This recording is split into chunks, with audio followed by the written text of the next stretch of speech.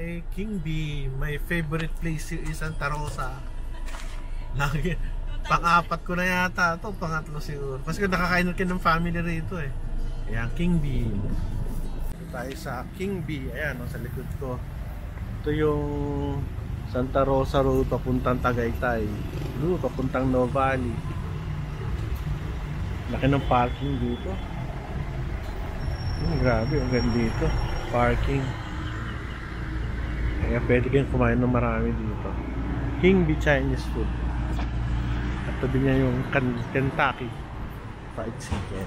So dito ho, pag pumunta kayo, lagi niyo makikita yung nagtitinda rito na babae.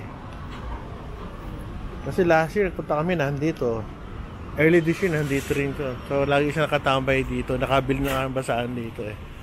Wala si mami. Pasok tayo sa loob. Tingnan natin yung mga pagkain. Laki ng lugar. Tingnan natin ito yung menu. Meron pa dito yung Chinese na wala. Kain natin. Kain ng lugar. Wala si boss. So, meron pa mga isda. Tingnan natin yung menu ha. Tingnan natin yung menu. Gaano kasarap. Pangatlong vlog ko na to dito sa King B.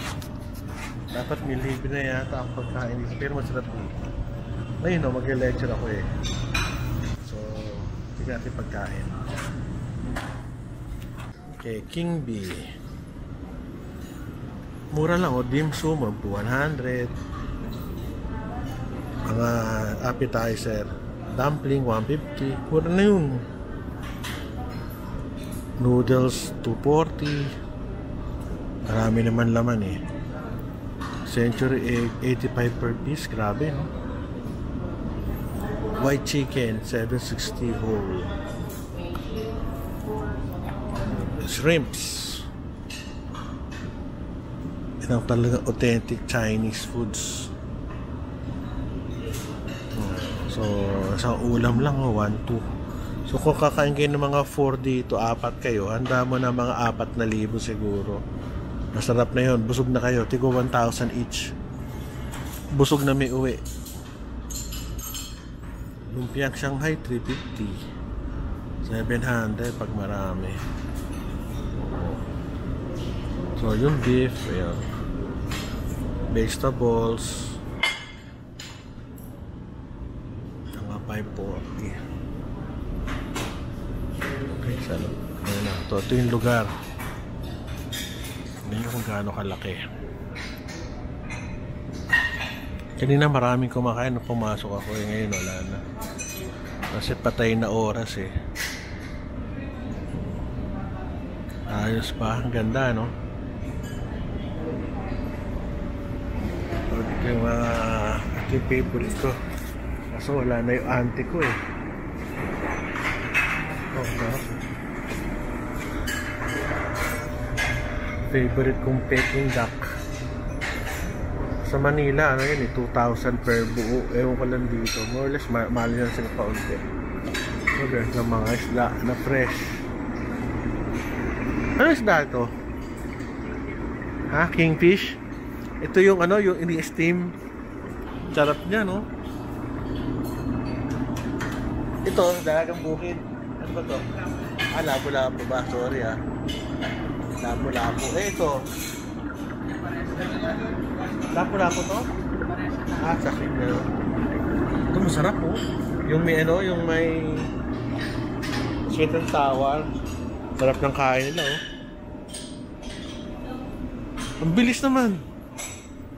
Ito ang favorite ko eh. Black gulama. Pero konti lang ako.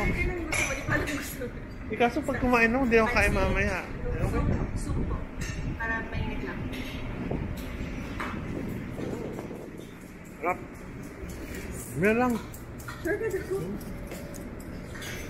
Ito yung dito ako mag-lecture. At sa kabila, ganun din yung tsura. Kain tayo. Ito yung favorite ko dito eh.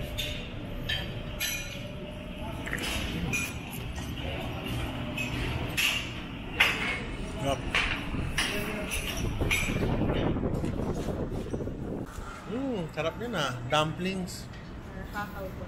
Mamaya na ako kakain. Mahirap. Oo nga, ito ang sarap eh.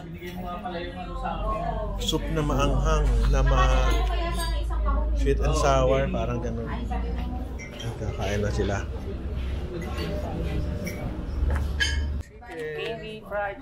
Doon, meron pang broccoli doon. Tsaka, anong tawag doon sa ano kanin? Beef fried rice po. Beef fried rice at tsaka, ano doon sa manok? Ano tawag doon sa manok? Hindi fried chicken. Hindi fried chicken. At saka meron kang ano doon. Dapat kasi Dok sa Fried makiling chicken. na manggagaling yung president ng NBN. Ayos ah. Kaya lang wala silang makilang. Nag-dead off na. So ito ang kanilang ano, parang egg.